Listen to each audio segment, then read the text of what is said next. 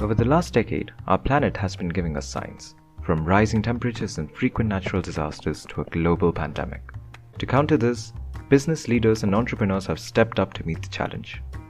Through this series, we speak to these changemakers to understand their journey into sustainability. This is Green Sense.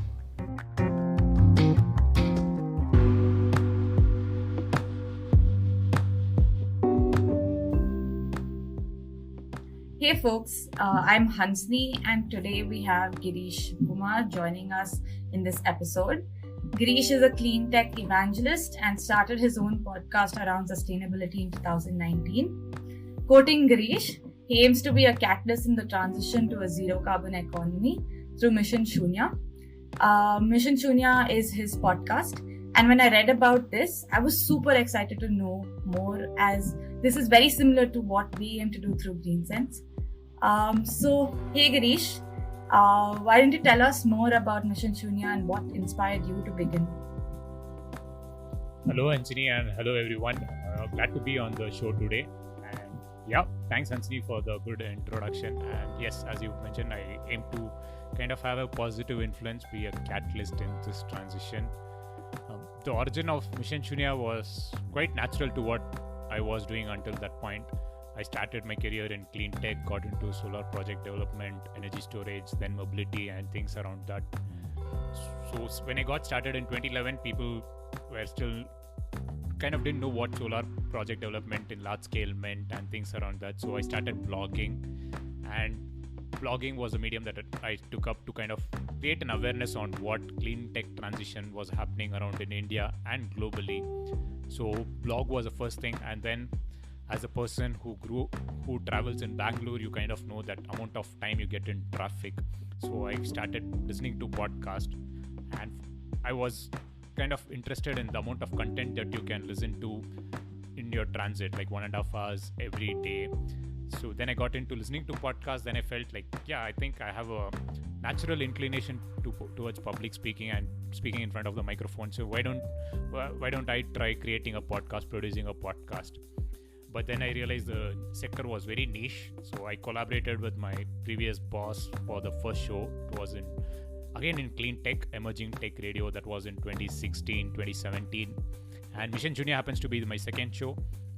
The difference between my first and the second is the type of content that I create. The first one was more focused on the big picture about the sector, talking to leaders in the space, talking to policymakers. It was all about the big picture on how we can ensure that there's an exponential rise in development in India and things around that. But second one, I felt second one was more directly related to why I started blogging. It was to create awareness about the sector and ensure everyone gets something to take away from a blog post. So again, at the end of the podcast, my intent is to ensure that the listener has some key takeaway from it. Either the person has got to know technology or new solution in the space, or he or she has listened to a person, entrepreneur, who started off something unique in sustainability.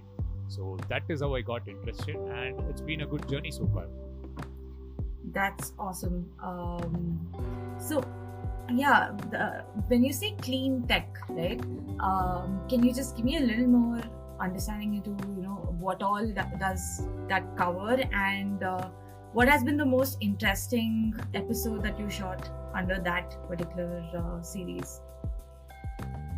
Well, actually, I think I have to start using a better word for that.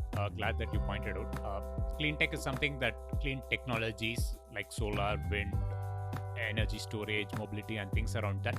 But I think we should start using a better word, that is climate tech. Climate tech brings the broad range of solutions that are decarbonizing the sector, because reducing greenhouse gas emissions and things around that. I think going forward, climate tech would be a better word for this, because under the climate tech umbrella, clean technology is one, but there are a host of sectors that aim to decarbonize already existing sectors, like for example production and things around that. So yeah, that's a short thing. Climate tech could be a word for the future.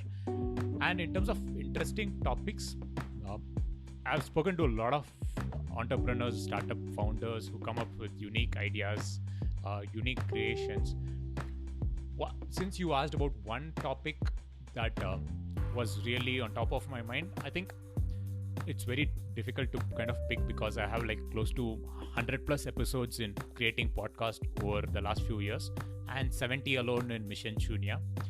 But on top of my mind, there is this story that I had with a company called Climate Partner.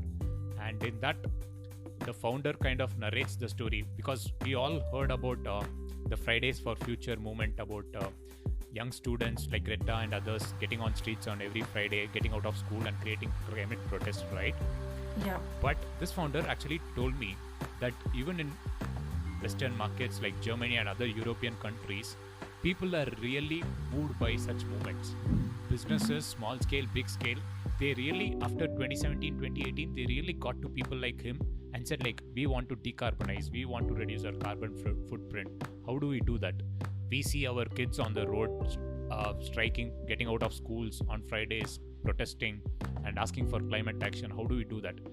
He, as an entrepreneur, was running his business for like 2013, 14 onwards, but he saw a sudden shift right after Greta and others got on streets every Friday asking for climate action. So he said ever since then, his business has just grown exponentially. A lot of people come and make references to the same story. We want to leave the planet better for our future generations, and how do we take action? So that is one story that I felt like had a really good impact, because we say like, oh, students are protesting, what is the impact? There is no action. But there is real visible action, and only people who are working in sectors like this can know about it. Yeah, that seems super, super interesting. We'll definitely listen to that specific episode now. So, like you mentioned, right, there is growing interest in this field, but it's still niche. Not too many people, it's not the mainstream topic, I would say still. So, especially in the Indian context, how has the response been for your podcast, and have you had any similar experience where somebody has reached out to you saying, hey, we have a business and we want to make that carbon neutral, and how do we do it? Well, for this I would just advise you to follow your own business strategies that you learn. Like for example, you create product where there's a market. Like for example, that is something that I do. When I got started, again it was a learning from my previous broadcast production. You need to have some basic audience who kind of amplify your voice to a lot more people. So that is when I started off, I had entrepreneurs who had like good social media followers. They were again small-time entrepreneurs, but their products and solutions had a wider reach. They had like good social media following and things around that. So my initial episodes, I got them because even they had a good story to tell, the sustainability story and how they got into it. And once they did that, the podcast started gaining some momentum.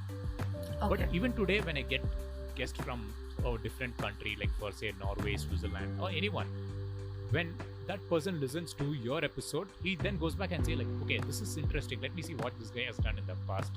And if you have built a good track record of like, for me, 50 plus episodes, 70 actually to be precise, he then will listen to some other episode. And if the content in that is again good, he will then share it with a few people. So the audience to begin will be very niche. It is not. If someone says like, is this starting a podcast in clean tech worth? Definitely not, because listeners and others will be very slow. But if you're in it for the long run, it will definitely amplify.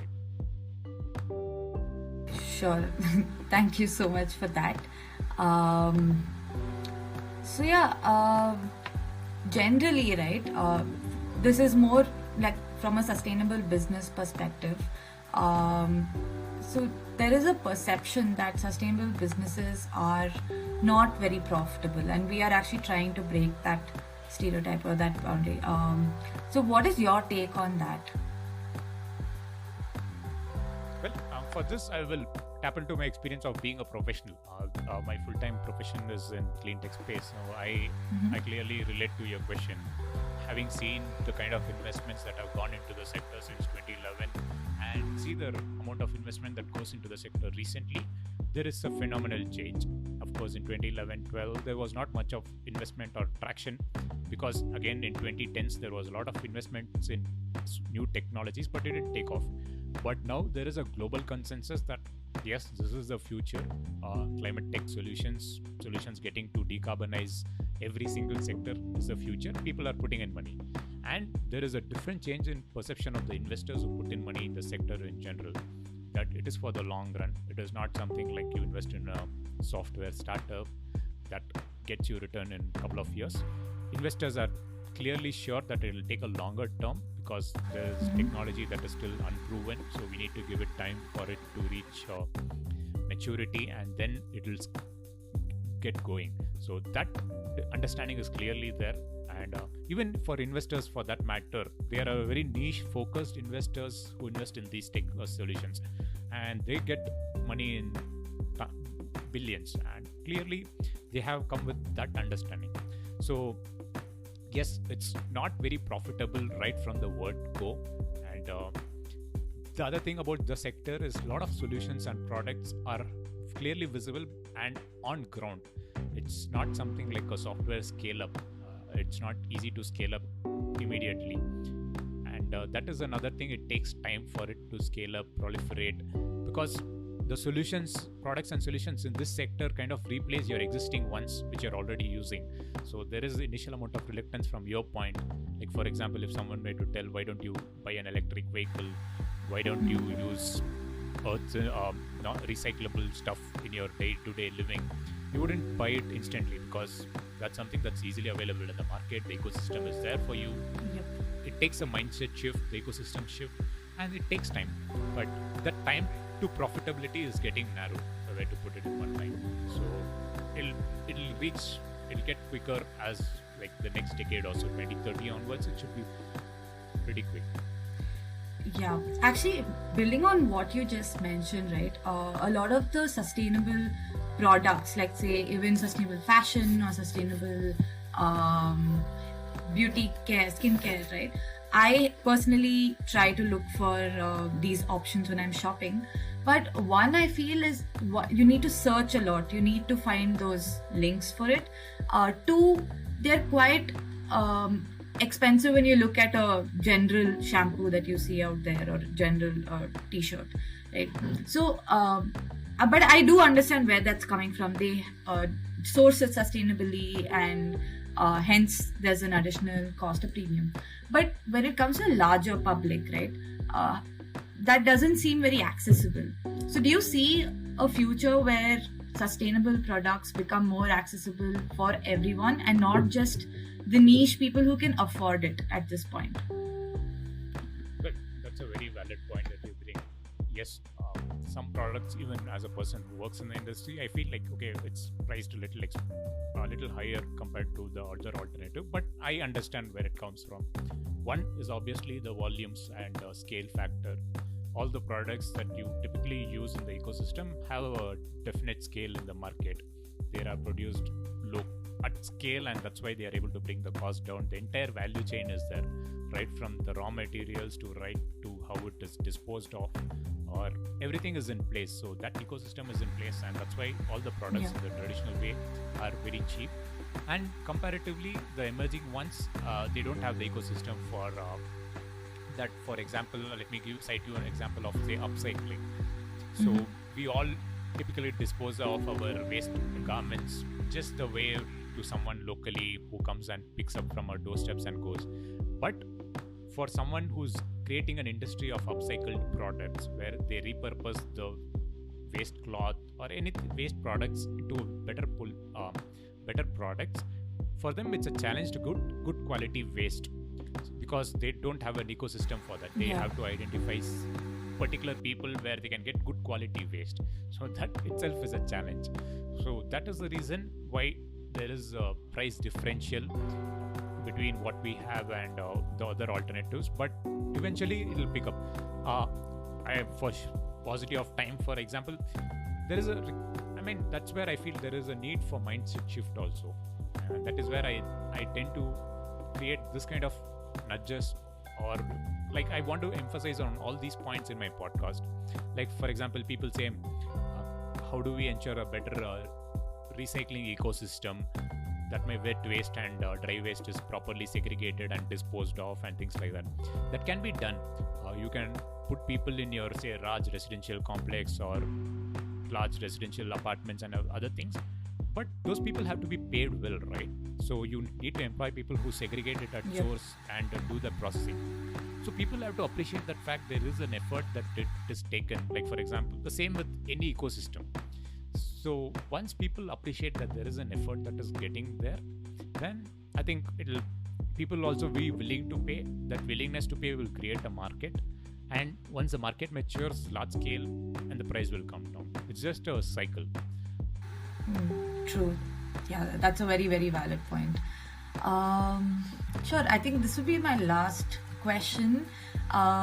Given that, like we discussed till now, sustainability is the future, and people are starting to recognize that and act on it.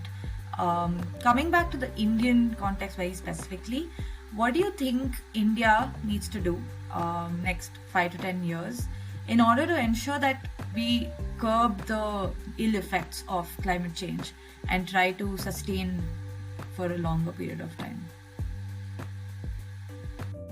Well, I think not just India, all countries have to be very serious about the policy angle.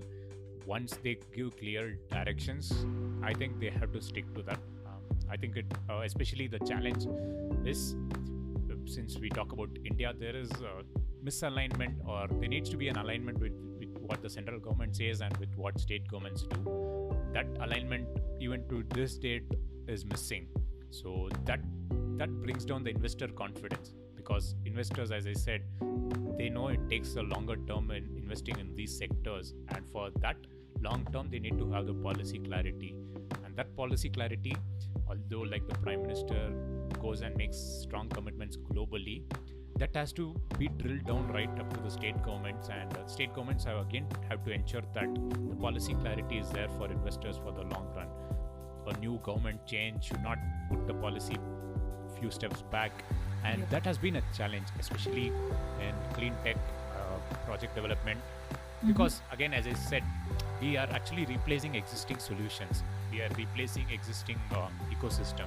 Like if someone were to say we switch all our vehicles to electric, there's 10 to 12% of the Indian GDP depends on automobile manufacturing and its allied ecosystem. So you can't just do it with a swipe. There has to be an ecosystem and policy clarity. We say like phased approach. That currently phased approach is something that we are following. So it has to be at that granularity, and that confidence has to be given to the investors. But if that is there, I'm sure it's just a matter of time. There'll be more market and everything will fall in place. So policy clarity, and governments have to stand by their word. Otherwise, I think the technology adoption and everything will just fall in place. Even otherwise, because the market is so globally competitive, globally driven, the proliferation of technology and solutions in India will just be instant. But of course, India is a different market. But with the right policy support, it shouldn't be a problem. Awesome. On that positive note, I think we'll end the podcast for now. Thank you so much, Girish. It was a really engaging and insightful conversation. And all the best for your podcast. And thanks for joining our podcast. I love the podcast collab that we had today.